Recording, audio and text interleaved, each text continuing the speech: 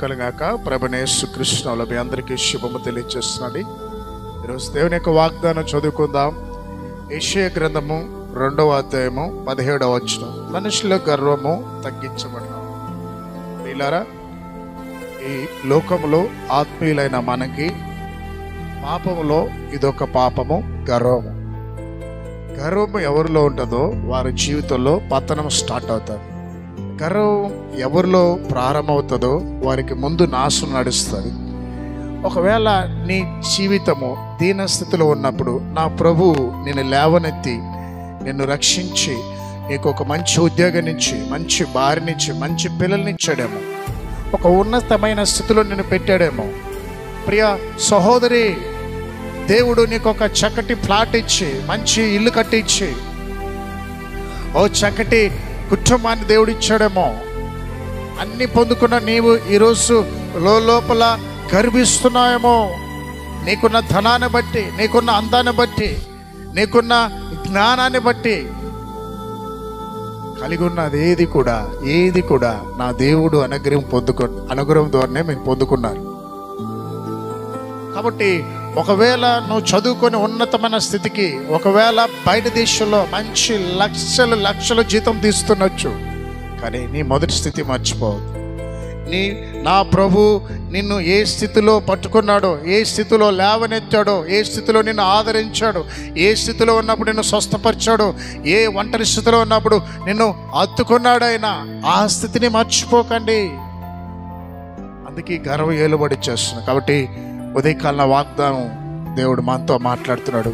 మన బ్రతుకులో ఎప్పుడే కానీ, ఏ రోజే కానీ దేన్ని బట్టి గర్వించకూడదని. ఒకవేళ నీ లోపల గర్వం వచ్చిందా, నేనే అహంకారం వచ్చిందా, నా వలననే పదాన్ని నీ నోట్లో వస్తున్నదా, రాసి పెట్టుకోండి. నీ జీవితం పతనానికి ప్రారంభం. ఎప్పుడైతే నా వల్ల కాదు, నేను సేవిస్తున్న నా దేవుని వల్ల, ఆయన కృప వల్ల ఈ స్థితిలో ఉన్నాను, నా యేసయ్య దయ వల్ల ఈరోజు నాకు ఇంత చక్కటి భర్త, ఇంత చక్కటి పిల్లలు, ఇంత మంచి ఉద్యోగము, ఇంత మంచి ఇల్లు, ఇంత మంచి సంఘము అని నువ్వు ఎప్పుడు భావిస్తావు, అప్పుడు నా దేవుడు నిన్ను అంచెలంచెలుగా ఇంకా దీవిస్తాడు. కాబట్టి ఒకవేళ నీలో గర్వం ఉన్నదేమో సరి చేసుకోండి. పొరపాటున కూడా తలంపులు కూడా రావద్దు. నీ నీ నీ నా దేవుడు ఇదే రావాలి నీ తలంపులు.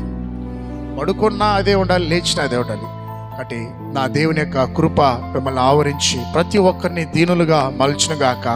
ప్రార్థించేద్దాం. తండ్రి, ఈరోజు మాతో మాట్లాడినందుకు స్తోత్రాలు. ప్రాముఖ్యంగా నా ప్రభ బయట దేశంలో ఉన్నటువంటి అమెరికా నా ప్రభ, లండన్ అయినా, ఇంకా దుబాయ్, మస్కెట్ నా ప్రభ, ఇంకా ఏ దేశాల్లో మా తెలుగు ప్రజలు ఉన్నారో వారందరినీ రక్షించండి. వారందరికీ మీరు తోడునండి. ఎవరెవరెలా అక్కడ ఇబ్బందులు పడుతున్నారో ఆ ఇబ్బందుల నుంచి వారిని విడుదల దయచేయండి నా ప్రభు. ప్రాముఖ్యంగా నాయన ప్రత్యేకించి అయ్యా ఈ ఉదయకాలం నా ప్రభ ఎంతమంది ఉద్యోగం లేకుండా ఇంటర్వ్యూకి వెళ్తున్నారు, వారి ఇంటర్వ్యూలో చక్కగా పాస్ అయ్యి ఉద్యోగం రావడానికి సహాయం చేయండి. ప్రమోషన్ కొరకు ఎదురు చూస్తున్నారు, వారి జీవితంలో ప్రమోషన్ దయచేయండి. దేవా, ఎంతమందినైనా వాహనాలు కావాలని, బైక్ కావాలని, కారు కావాలని ప్రార్థన చేస్తున్నారు. ఉదయకాలన వారి ప్రార్థన ఆలకించి వారికి వాహనాన్ని, వస్తువులు దయచేయండి నా ప్రభు. వాడికింట్లో ఉన్న బిడ్డలైనా రాబోయే దినాల వారికి సొంత గృహాన్ని కట్టించమని, పుట్టినరోజు వివాహ దిన జరుగుతున్న బిడ్డలు దీవించమని యేసు నామములో ప్రార్థిస్తున్నాం తండ్రి. ఆమేన్.